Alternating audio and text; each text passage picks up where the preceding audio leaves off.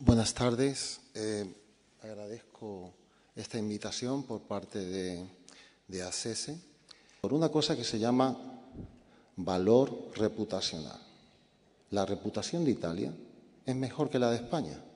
Por tanto, aunque deba más, se le presta al mismo precio. Todo esto que estamos oyendo aquí tiene que ver con la reputación de un país. Un país que organiza este circo, y no, de verdad, no voy a entrar, ya lo han explicado perfectamente, un país que organiza este circo no puede tener reputación. Primero uno se tiene que preguntar, ¿pero y por qué?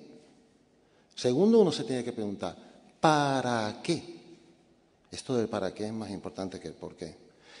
Y finalmente uno tiene que preguntarse, ¿cómo es posible? Bueno, ¿por qué?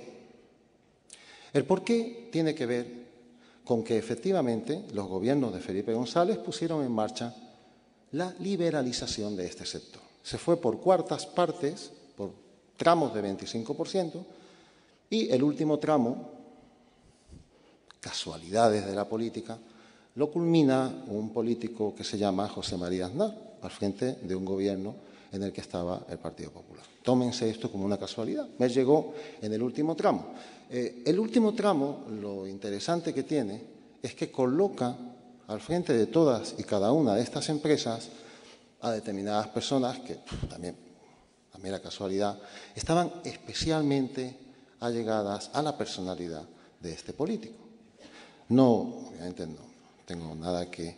en el nivel comparativo entre los gobiernos de González y los gobiernos de Aznar, no tengo nada claro cómo habría que hacer un óptimo, puesto que en los gobiernos de González pasaron otras cosas. Pero es verdad que en este sector hubo una cierta inclinación a poner al frente de las grandes empresas, porque estamos hablando del core, del núcleo fundamental del país.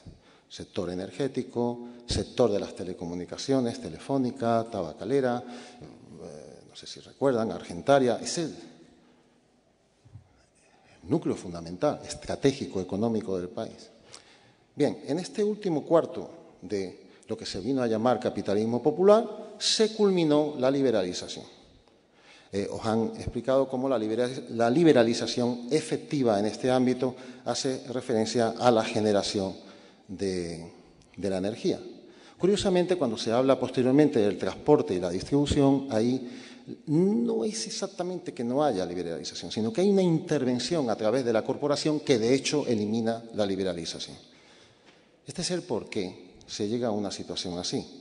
El por qué en el sentido del sustrato, es decir, del marco en el que de pronto ya no estamos aparentemente ante un servicio público, sino ante un ámbito en el que pasamos de ser usuarios del servicio público a ser consumidores del servicio público. Esto sigue siendo un servicio público. Desde el punto de vista de lo que es mi formación, porque salgan 4 leyes y no le llamen servicio público, yo no voy a acabar pensando que no lo es. ¿Por qué es un servicio público? Porque es esencial para la comunidad. Porque desde todos los criterios fundamentales que se establecieron en la tesis del servicio público, tesis que se sigue manteniendo, por ejemplo. Ahora venimos al para qué. La liberalización del sector energético puede tener un sentido económico válido. Fundamentalmente se hizo por motivos de déficit público, para poder llegar a Europa en un canon de déficit que nos pudiera acercar allí. Pero no puede implicar nunca, por ejemplo, que se le prive a alguien del servicio. Así de claro, la luz no se puede cortar. Habrá que ver. No puedes privar a alguien puedes dejar a una señora de 30 años con 2 niños, uno de 4 años y otro de 2, sin luz a 0 grados. No la puedes cortar. No puedes cortar. Es que no paga. No, es un servicio público. Si no paga, vamos viendo qué hacemos, si la embargamos, si no. Eso ya viene en un segundo momento, pero no puedes cortar la luz. Esta es una consecuencia de la doctrina del servicio público.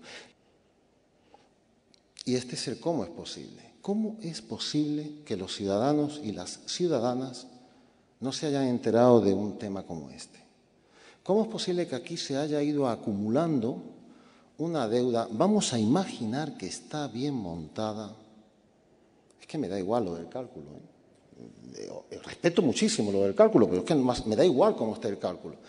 ¿Cómo se puede llegar a una deuda de 35, 30.000, 20.000 millones de euros? ¿Y cómo puede ser posible, además, que alguien que está al frente de una corporación diga o insinúe que haya un tercer rescate en España, que yo quiero cobrar lo mío? ¿Pero qué es esto? ¿Pero qué es esto? ¿Cómo se puede llegar a una situación así?